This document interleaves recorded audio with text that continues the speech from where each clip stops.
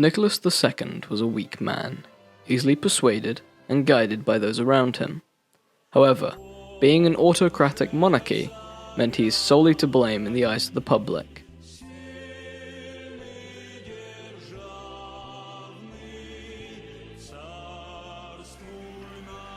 The Romanov dynasty had ruled Russia for years. They believed they were sent from God and destined to rule.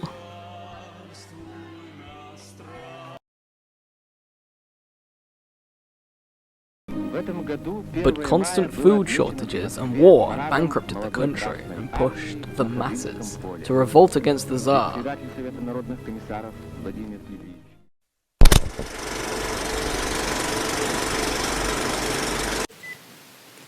After the abdication of the Tsar, the provisional government was quickly overthrown by Bolsheviks' party.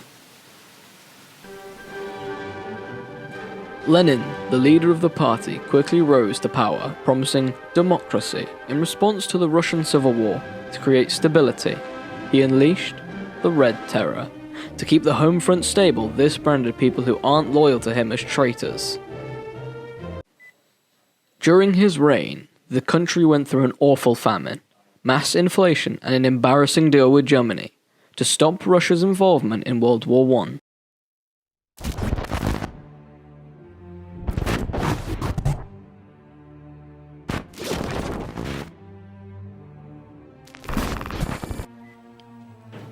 He then died as a result to a health complication and left the country as a backwater agricultural state.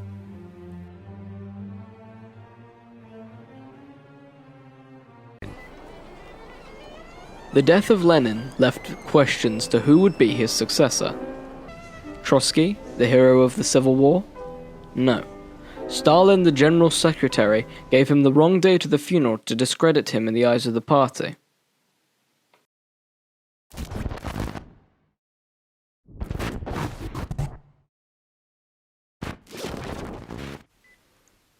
After his rise to power was complete, he inherited a broken and ruined country which relied on the impoverished peasants to provide an income for his new communist regime. His solution for this was a 5-year plan that put human lives behind the need of the industrialized and centralized harvest. To accomplish this, he used the previous wartime shortages to galvanize his population towards the ideals of fixing the country. The collectivization of the country's crops severely damaged the harvest and killed 8.5 million people, which in turn he covered up in the cities and sent his secret police to secure more food from peasants.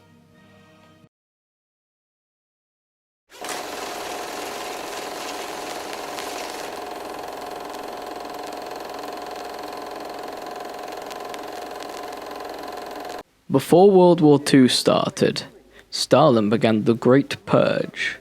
He began by targeting members of the Communist Party that could threaten his power. Confessions were often gotten by force and false charges.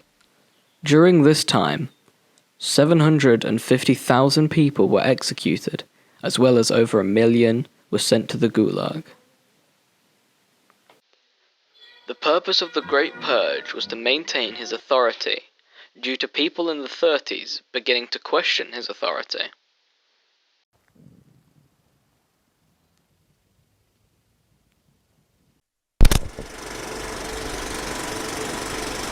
The war he knew his country wasn't ready, since many of his generals had been victims of the Great Purge due to his fear of them rising and overthrowing him.